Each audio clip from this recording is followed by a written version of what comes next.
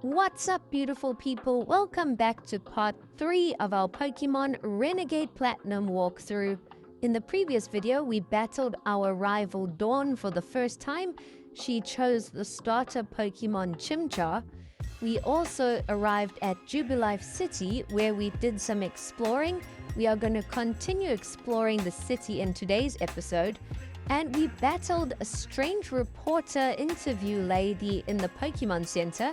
And after answering her quiz questions and beating her in a battle, she rewarded us with the 3 Kanto starter Pokemon.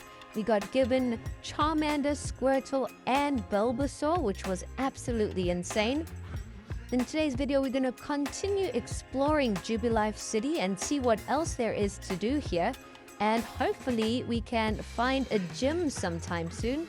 I can't wait to see who the first gym leader is and how tough they are. Now we've just entered a house and it looks like it's a huge mansion. There's a couple floors. So we're just going to chat to everyone in here and see if anyone's got any useful information or items for us to use. And I believe you can head west and east and north out of the city. So I'm not sure where all of those paths take us. We're going to have to see where we end up. I also have no idea what type the first gym leader is, so I can't even prepare my team yet, but we'll just keep training our Pokemon up and see how things go. In the last video, we also did receive a whole bunch of items. In the first 2 videos of this game, we have received all the quality of life items that you need pretty much. In the first video, we got a bicycle, we got running shoes, we got our Pokemon cell phone thing, and in the last video, we also got our Poketech machine. So you get given everything you need pretty early on, which is a great quality of life feature in this game. So now we're going to head out of the western exit and let's see what we can find. We spoke to this fisherman inside and he asks if we like fishing, so of course we do. He gives us a old rod and 5 diving balls. So at least now we can go fishing and try our luck. Maybe we'll find a Magikarp. I do love Gengar. Gengar is probably one of my favorite Pokemon. I believe with an old rod you can only catch Magikarp. But let's see what we can do. We'll test out our fishing skills.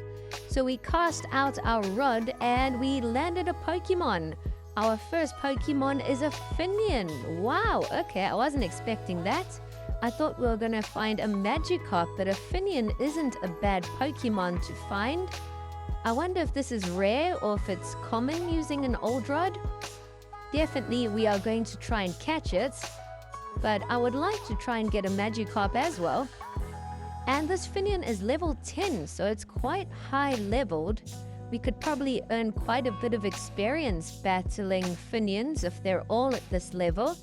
Our poor Growlithe is taking some serious damage, but we throw out a dive ball and let's see if we can catch it. And booyah, we got it! Finian was caught, so we didn't even have to damage it all that much. I know dive balls are quite effective on water-type Pokemon, so I bet that helped us a ton.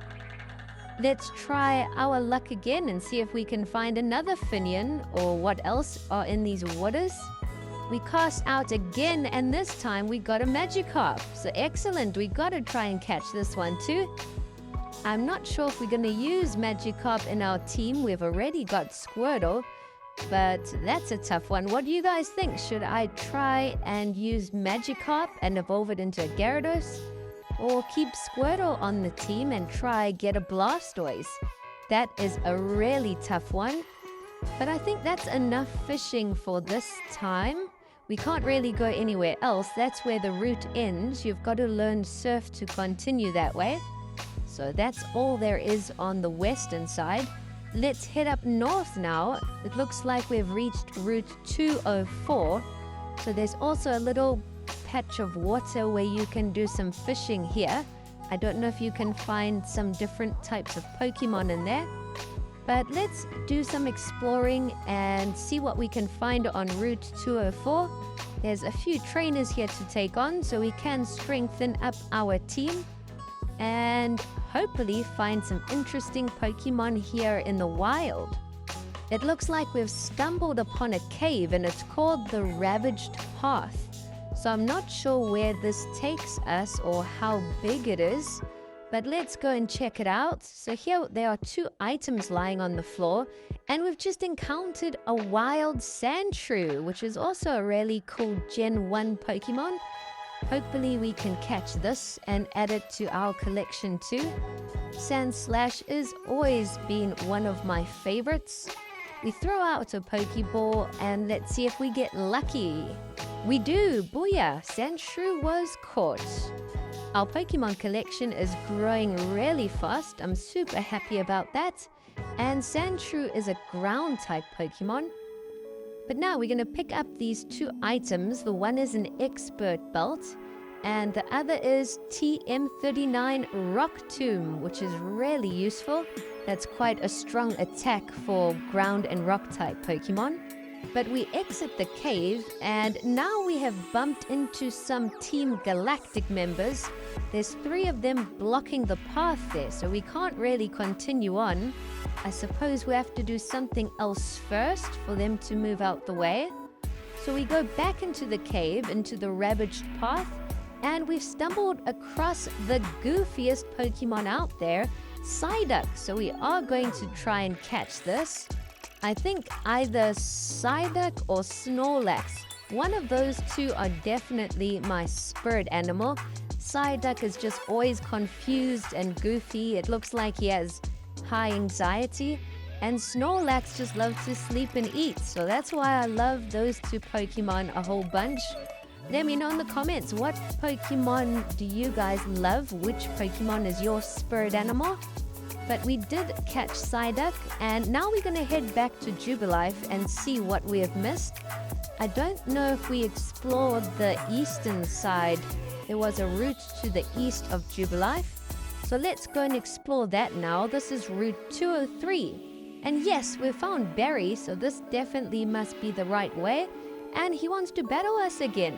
It looks like he's caught a new Pokemon as well. So the first Pokemon Barry sends out is a level 10 Starly.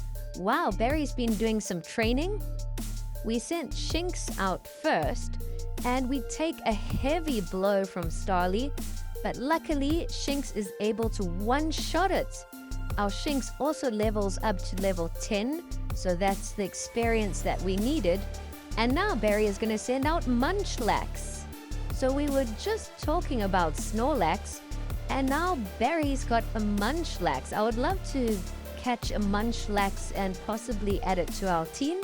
Munchlax knocks out our Shinx, but we have still got 5 Pokemon left in our team. So next up, we're going to send our starter Pokemon out, Piplup. And Piplup should be able to knock out Munchlax. We are at level 11. I haven't really trained it up much higher. It's been at level 11 for quite a while. I've been trying to focus on the other Pokemon in our team and trying to level them up a bit. But this Munchlax is actually really strong. It's quite a beast. We are struggling to cause some serious damage. And it seems like Munchlax has quite a few moves in its arsenal. So our Piplup has been put to sleep now. And Munchlax is using Metronome, which is like a bit of a gamble move. You don't know what attack it is going to use. It just randomly picks one of all the attacks out there.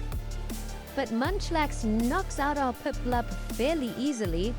Next up, we're going to send out Squirtle. Hopefully Squirtle can put in some work. We hit Munchlax with our attack. We're just going to keep hitting it with Water Gun and see how far we can go.